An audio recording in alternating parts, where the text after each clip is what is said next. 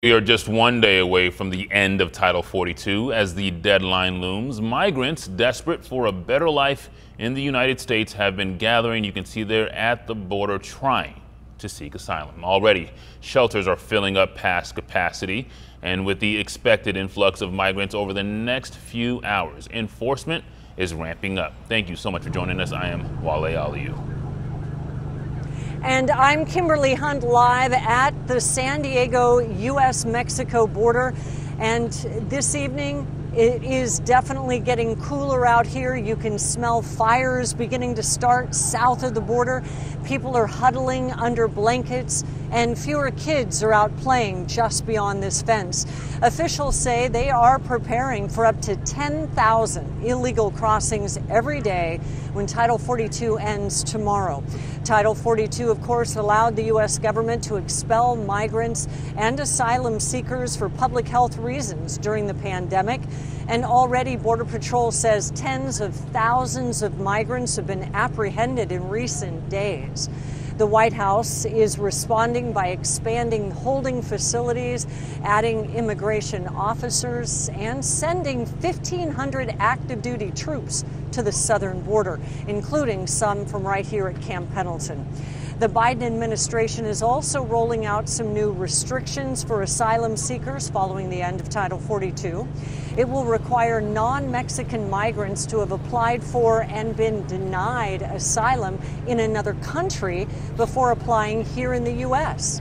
It also puts severe limitations for asylum for those who crossed illegally without first seeking a legal pathway. Under the new restrictions, migrants will also be required to enroll in a limited parole program. As part of the plan, the government says it also plans on opening 100 regional migration hubs across the Western Hemisphere.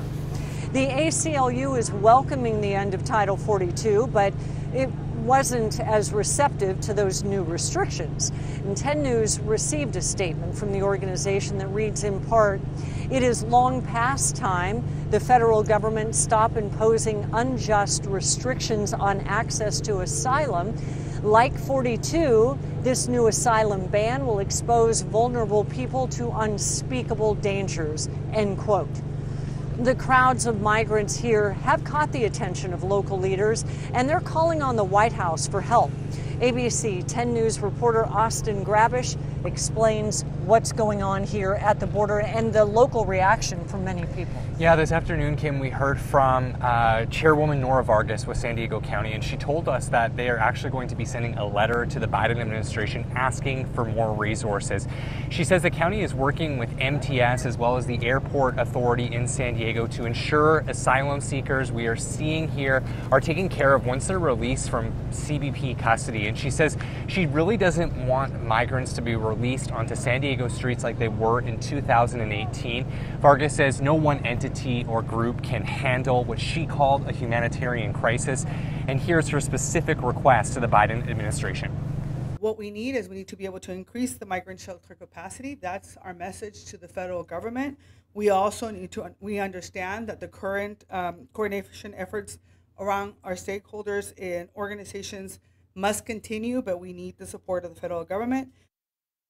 And I asked Nora Vargas how concerned she is about potential street releases, Kim, and she told me that nonprofits are concerned about this. Right now they are okay, but that may change tomorrow. As you can see, the growing crowds here could mean that they run out of shelter space. It's the first time she's talked about that as well, that literally San Diego as a city is seeing it within our city limits. Exactly, yeah, and she said that actually a few months ago there were street releases and no one really knew about it because capacity was full. So you can imagine that was a few months ago before the situation we now have here. In a couple of days we could be seeing people on our streets. That is certainly the concern and what she and her officials are working to stop.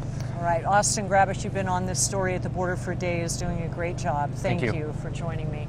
And, you know, we also want to talk about some of the preparations for tomorrow. Processing centers are dealing with the influx of migrants, and a Border Patrol representative tells ABC 10 News capacity is now at 128%. all 7 of the processing facilities across the San Diego sector are over capacity. They say there are more than 3,000 people in the stations now. At least 1,000 more are expected, and they are waiting at the border to be processed. And that includes Angela Chavez, and we want to hear from that. I came for a better situation, for a better economic future, and for a better future. Yep, migrants have been told to use the CBP One app to apply for asylum. But as we've reported, some say they've had issues either getting their phones charged to be able to do it, or even figuring out if in fact they are one of the people that would be it would be appropriate to use that app. In some cases it is, and in others it isn't. So it's been a little confusing. It's what we've been hearing from those right across the border. We are seeing people from all over the world. Some are reaching out to talk to me, and we always ask where you're from and whether it's Colombia or whether it's Southeast Asia, you know, obviously south of the border in South America, but really a smattering of all age groups, all genders here from all over the world as well. And we want to send it back up to you, Wale, as we continue to see the temperatures go down and the people on the other side of the border kind of finding shelter and settling down a little bit, obviously getting ready for the night to fall. I'll tell you one thing, Kimberly, those people are as tough as they come. You mentioned some people have been traveling for days, if not weeks in some cases. A lot of people without food, water, just doing whatever they can do to get by. They see a journalist nearby, they hand them their phone, whatever they can do to get by. They're starting fires. They had to, you know, stay in the rain a little bit last night. These are tough, tough people out there.